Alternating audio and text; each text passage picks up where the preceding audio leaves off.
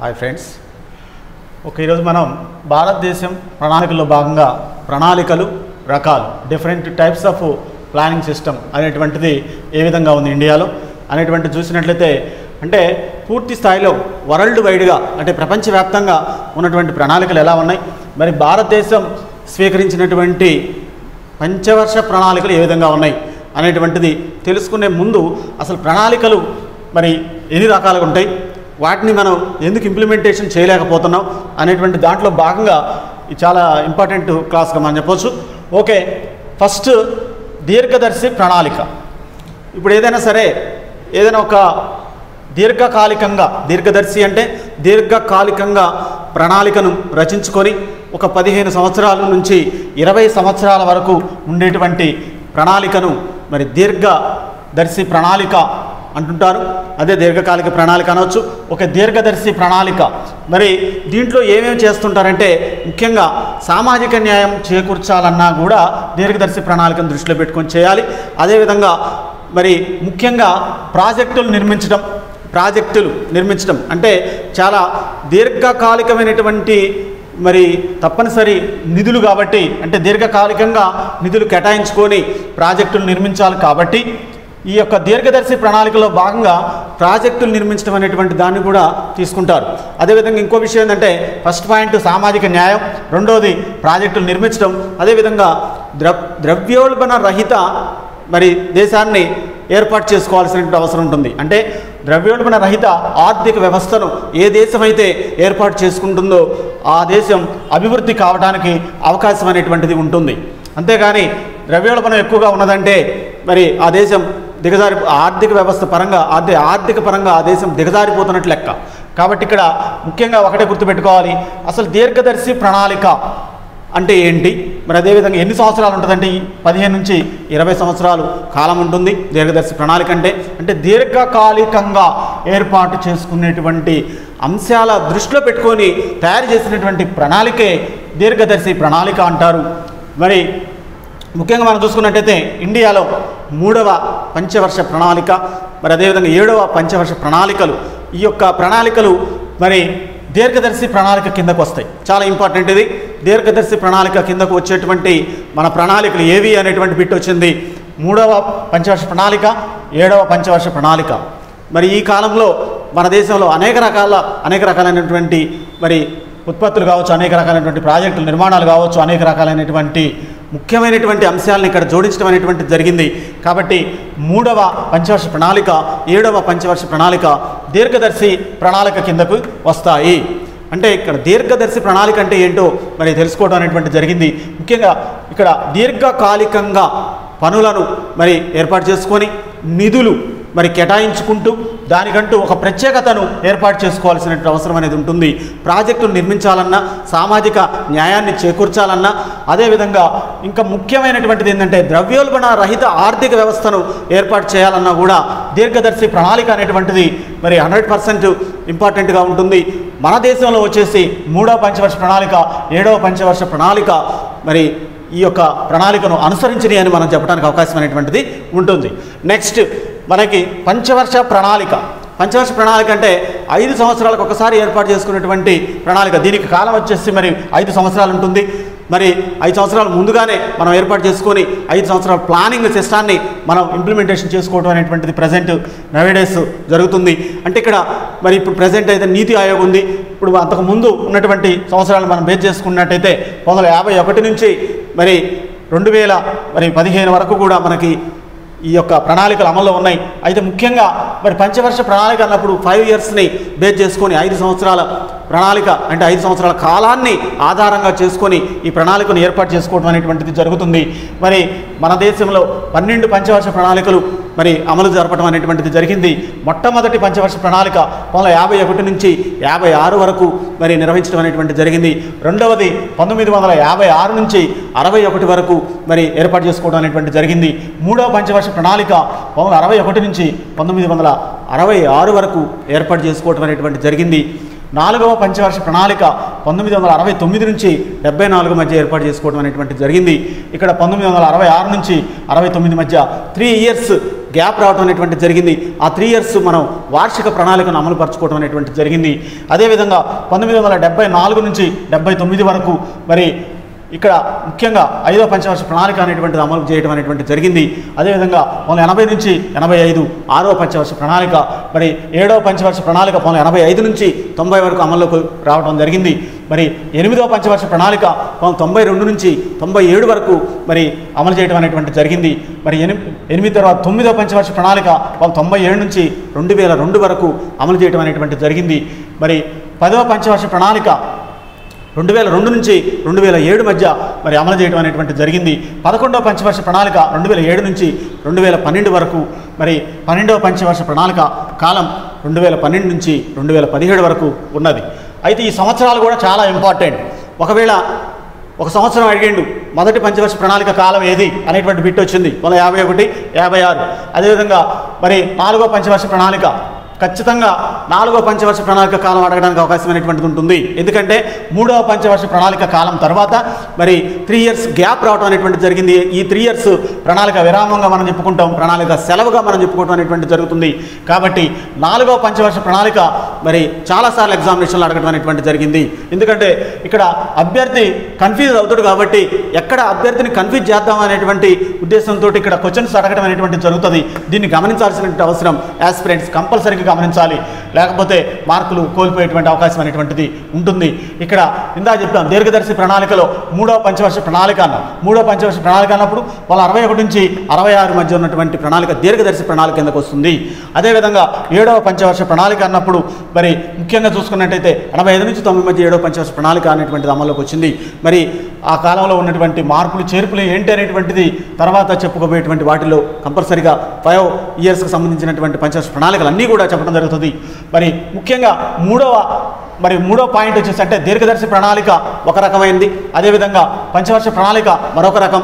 మరి 3వ రకానికి సంబంధించినటువంటి విషయానికి వస్తే పంచవర్ష ప్రణాళికలో భాగంగా వార్షిక ప్రణాళిక అంటే 1 ఇయర్ పర్పస్, అంటే ఏదైనా సరే ఒక సంవత్సరం కోసం అంటే తాత్కాలికంగా ఏర్పాటు చేసుకున్నటువంటి మరి ప్రణాళికగా మనం చెప్పుకోవడానికి అవకాశం అనేటువంటిది ఉంటుంది. ఇండియాలో మనకి ఇప్పటివరకు మరి 5 వార్షిక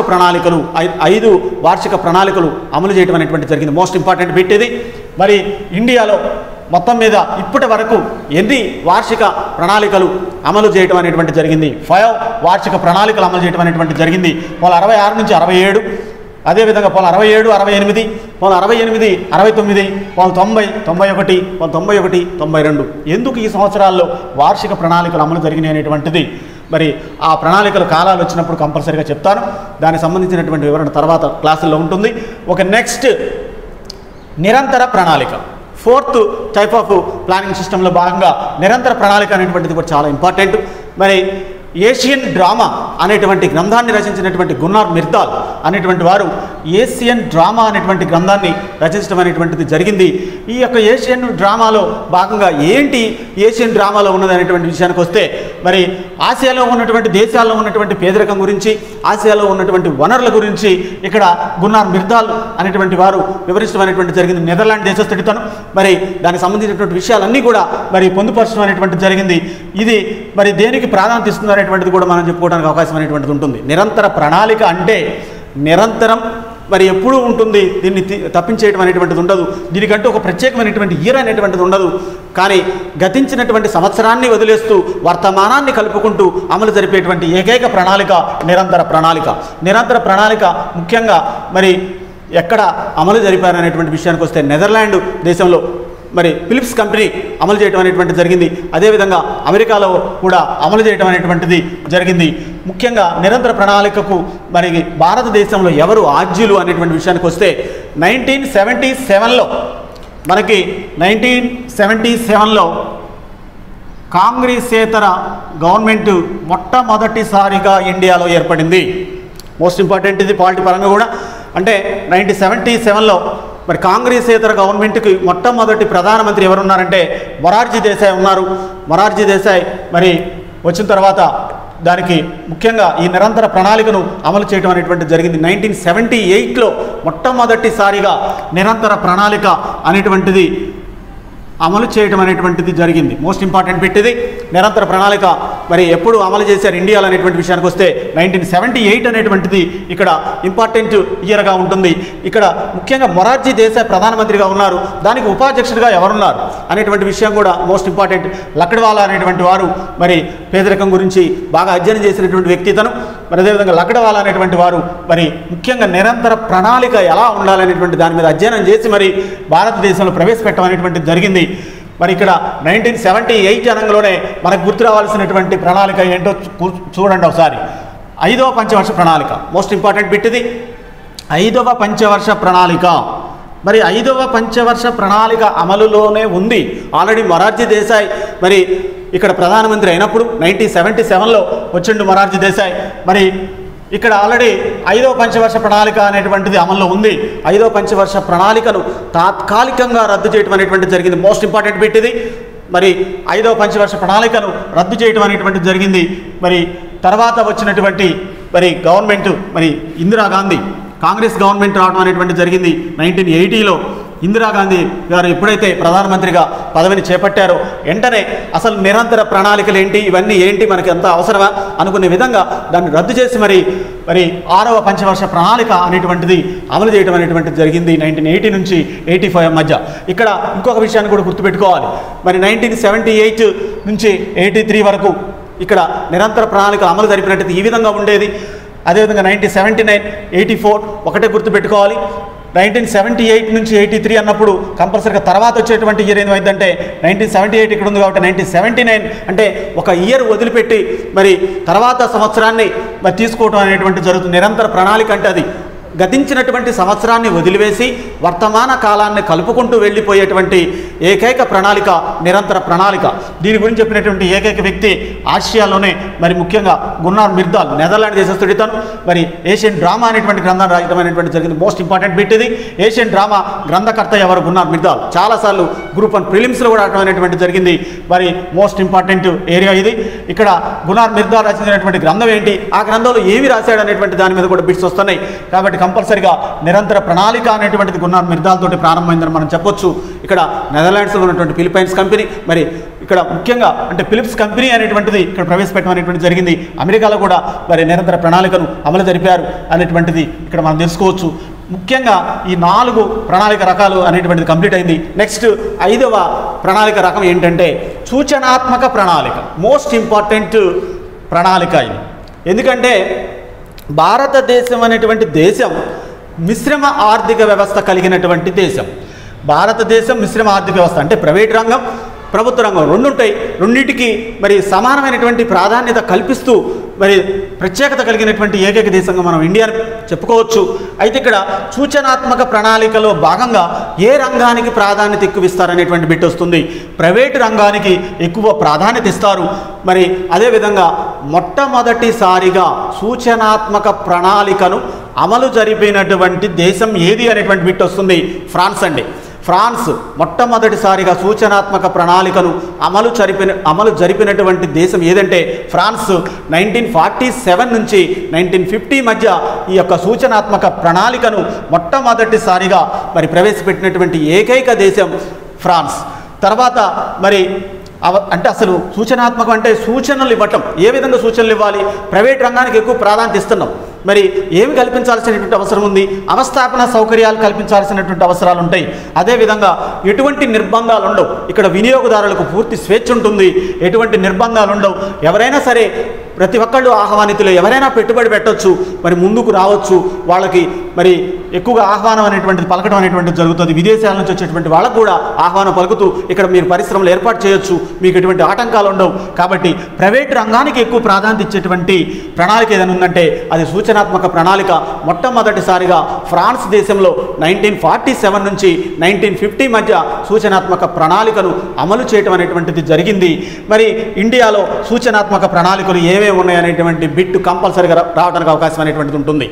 8వ పంచవర్ష ప్రణాళిక, 9వ పంచవర్ష ప్రణాళిక, 10వ పంచవర్ష ప్రణాళిక, 11వ పంచవర్ష ప్రణాళిక వరుసగానే ఉంటాయి. ఇవన్నీ కూడా 8, 9, 10, 11 ఇవన్నీ కూడా సూచనాత్మక ప్రణాళికలు. ఒకటే గుర్తుపెట్టుకోవాలి, భారతదేశం అనేటువంటి దేశం 8వ పంచవర్ష ప్రణాళిక కాలం నుంచే మరి సూచనాత్మక ప్రణాళికను అనుసరిస్తుంది. మోస్ట్ ఇంపార్టెంట్ బిట్ ఇది. సూచనాత్మక ప్రణాళిక అనేటువంటిది భారతదేశంలో ఏ పంచవర్ష ప్రణాళిక నుంచి మొదలైంది అనేటువంటి బిట్టు అడిగారు. మరి 8వ పంచవర్ష ప్రణాళిక నుంచి ఇక్కడ సూచనాత్మక ప్రణాళిక అంటే 8వ పంచవర్ష ప్రణాళిక మానవ వనరులకు ప్రాధాన్యత ఇచ్చింది. మానవ వనరుల్లో భాగంగా విద్యకు ఎక్కువ ప్రాధాన్యత ఇవ్వడం అనేటువంటిది జరిగింది. మరి ముఖ్యంగా విద్యకు ప్రాధాన్యత ఇచ్చినటువంటి దేశం ఏ దేశమైనా సరే బాగుపడుతుంది. కాబట్టి ఇక్కడ అవస్థాపన సౌకర్యాల్లో రోడ్డు రవాణా సౌకర్యాలు కావచ్చు, మరి ముఖ్యమైనటువంటి కార్యకలాపాలు కావచ్చు, ఇక్కడ ప్రైవేట్ రంగానికి అప్పచెప్పడం అనేటువంటిది జరిగింది. కాబట్టి చాలా వరకు అభివృద్ధి పదంలోకి మనం వెళ్ళిపోయాం అనేటువంటిది మనం చెప్పడానికి అవకాశం అనేటువంటిది ఉంటుంది.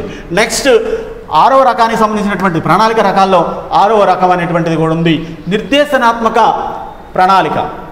ఇక్కడ నిర్దేశనాత్మకం అన్నప్పుడు ఒకటే గుర్తుపెట్టుకోవాలి పదాన్ని. నిర్దేశం అంటే ఖచ్చితంగా డిసైడ్ చేస్తాడు అక్కడ ఎవరు, పెట్టుబడిదారుడు, ఉత్పత్తిదారుడు అక్కడ డిసైడ్ చేస్తాడు. కంపల్సరీగా నువ్వు కొనాల్సిందే వస్తువు, నేను ఈ రేటుకి అమ్ముతాను, కంపల్సరీగా నువ్వు కొంటే బాగుంటుంది లేకపోతే లేదనుకునే తీరుగా ఇక్కడ ఉంటుంది. వినియోగదారుడికి ఎట్టి పరిస్థితులు కూడా స్వేచ్ఛ ఉండదు. ఫర్ ఎగ్జాంపుల్ చైనా దేశంలో ఆ పరిస్థితి ఉంది.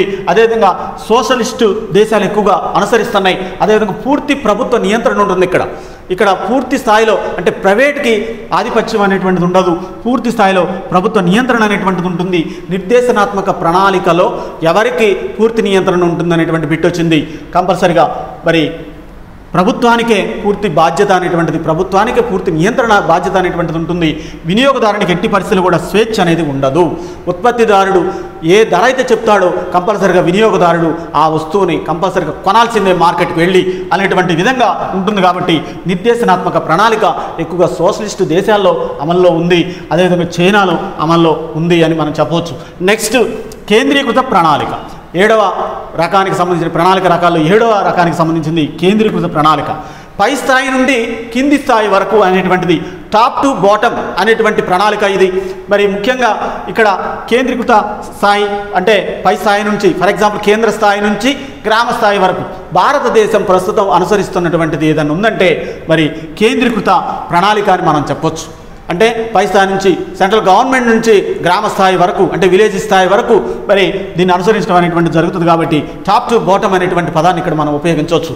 అదేవిధంగా వికేంద్రీకృత మరి అనేటువంటి ప్రణాళిక ఉంది. వికేంద్రీకృత అంటే కేంద్రీకృతకు ఆపోజిట్ అనేటువంటిది మనం చెప్పవచ్చు, వ్యతిరేకం. అంటే వికేంద్రీకృత అన్నప్పుడు కంపల్సరీగా క్రింది స్థాయి నుంచి అంటే గ్రామ స్థాయి నుంచి మరి సెంట్రల్ గవర్నమెంట్ వరకు అంటే కేంద్ర స్థాయి వరకు అనేటువంటిది ఉంటుంది. మరి బాటమ్ టు టాప్ అనేటువంటిది మనం ఈ పదాన్ని ఇక్కడ ఉపయోగించడానికి అవకాశం అనేటువంటిది ఉంటుంది. బాటమ్ టు టాప్ అనేటువంటి ప్రణాళిక ఏదైనా ఉందంటే అది వికేంద్రీకృత. అదేవిధంగా కేంద్రీకృతం ఉందంటే టాప్ టు బాటమ్ అనేటువంటి పదాలను ఇక్కడ ఉపయోగించాల్సినటువంటి అవసరం ఉంటుంది. అదేవిధంగా నెక్స్ట్ సంపూర్ణ ప్రణాళిక. సంపూర్ణంలోనే ఉంది సంపూర్ణం. ఇక్కడ విషయం ఏంటంటే అన్ని రంగాలకు ప్రాధాన్యత ఇవ్వాలి. వ్యవసాయ రంగం, వ్యవసాయ అనుబంధ రంగాలు, పారిశ్రామిక రంగాలు, సేవా రంగాలు అన్నిటికీ ప్రాధాన్యత ఇచ్చినట్టయితే ఆ ప్రణాళిక మరి సూపర్గా సక్సెస్ కావడం అనేటువంటిది జరుగుతుంది. అన్ని రంగాలకు సమాన ప్రాధాన్యతనిచ్చుకుంటూ మరి అన్ని రంగాలను డెవలప్ చేసుకోవాల్సినటువంటి అవసరం అనేటువంటిది ఉంటుంది. కాబట్టి సంపూర్ణ ప్రణాళిక ఆ విధంగా చెప్తుంది. నెక్స్ట్ పాక్షిక ప్రణాళిక. పాక్షిక అంటే సంపూర్ణ ప్రణాళికకు వ్యతిరేకం ఇది. పాక్షిక అంటే కొన్ని రంగాలు, ఫర్ ఎగ్జాంపుల్ ఒక సంవత్సరం ఒక 5 సంవత్సరాలు మనం వ్యవసాయ రంగానికి ప్రాంతించాం, ఒక 5 సంవత్సరాలు పారిశ్రామిక రంగానికి ప్రాంతించాం, ఒక 5 సంవత్సరాలు సేవా రంగానికి ప్రాంతించాం. మరి ఆ విధంగా కొన్ని రంగాలకి ప్రాంతం ఇచ్చుకుంటూ పోయేటువంటి మరి ప్రణాళిక ఉందంటే అది పాక్షిక ప్రణాళికగా మనం చెప్పుకోవడానికి అవకాశం అనేటువంటిది ఉంటుంది. అదేవిధంగా భౌతిక ప్రణాళిక. భౌతిక ప్రణాళిక అన్నప్పుడు కంటికి కనిపించాలి. ఫర్ ఎగ్జాంపుల్ ఆహార ధాన్యాల ఉత్పత్తి ఎంత ఉండాలి, ఈ ఒక 5 ఇయర్స్లో ఆహార ధాన్యాల ఉత్పత్తి ఇంత కనపడాలి మనకి అనేటువంటి అంచనా పెట్టుకున్నాం. ఆహార ధాన్యాల ఉత్పత్తి ఇంత ఉండాలి అనేటువంటిది మనం పెట్టుకున్నప్పుడు అది భౌతిక ప్రణాళిక కిందకు వస్తుంది. నెక్స్ట్ వ్యవస్థాపూర్వక మరి ప్రణాళిక అనేటువంటిది ఇంకొక రకం ఉంది. వ్యవస్థాపూర్వక అన్నప్పుడు ఆర్థిక రంగం కావచ్చు, సాంఘిక రంగం కావచ్చు, నిర్మాణాత్మక కావచ్చు, వ్యవస్థాపూర్వక కావచ్చు, రకరకాలైనటువంటి మరి రంగాల్లో వ్యవస్థాపూర్వక అనేటువంటిది డెవలప్ చేయాల్సిన అనేక వ్యవస్థల్ని డెవలప్ చేసుకోవాల్సిన అవసరం అనేటువంటిది ఉంటుంది. ఇది వ్యవస్థాపూర్వక ప్రణాళిక అంటారు. నెక్స్ట్ ప్రజాస్వామ్య ప్రణాళిక అంటే ఎంతోమంది మేధావుల చేత రచింపబడి మరి ప్రాతినిధ్య శాసనసభ ద్వారా ఆమోదింప చేయబడి అమలు జరిపేటువంటి ప్రణాళిక ఉందంటే అది ప్రజాస్వామ్య ప్రణాళిక. ఈ ప్రణాళికలో మరి ప్రజలకు స్వేచ్ఛ ఉంటుంది. చాలా వరకు ప్రజాస్వామ్య పరమంగా విలువలు అనేటువంటివి ఉండటం అనేటువంటిది జరుగుతుంది. ముఖ్యంగా ఒకటే గుర్తుపెట్టుకోవాలి, మరి ఈ వార్షిక ప్రణాళికలు అన్నప్పుడు కంపల్సరీగా మనకు ఒకటే గుర్తుపెట్టుకోవాలి, పొట్టి ప్రణాళికలు, పిగ్మీ ప్రణాళికలు అంటుంటారు. అదేవిధంగా నిరంతర ప్రణాళికలు అమలు. మరి ముఖ్యంగా నిరంతర ప్రణాళిక అన్నప్పుడు మనకి గురునానక్ నిర్ధారణ గుర్తు రావాలి, ఏషియన్ డ్రామా అనేటువంటి గ్రంథం గుర్తు రావాలి. కుటీర చిన్న తరహా పరిశ్రమలకు ప్రాధాన్యత ఇవ్వాల్సినటువంటి అవసరం ఉంది ఇండియా. కాబట్టి నిరంతర ప్రణాళిక అంటేనే కుటీర చిన్న తరహా పరిశ్రమలకు ప్రాధాన్యత ఇచ్చేటువంటి ప్రణాళిక. దీన్ని ఏమంటారంటే మరి దొర్లాడే ప్రణాళికలు, బొర్లాడే ప్రణాళికలు, అదేవిధంగా బంగారు ప్రణాళికలు, చుట్టబడిన ప్రణాళికలు, రకరకాలైనటువంటి పేర్లతోటి దీన్ని పిలుచుకోవడం అనేటువంటిది జరుగుతుంది.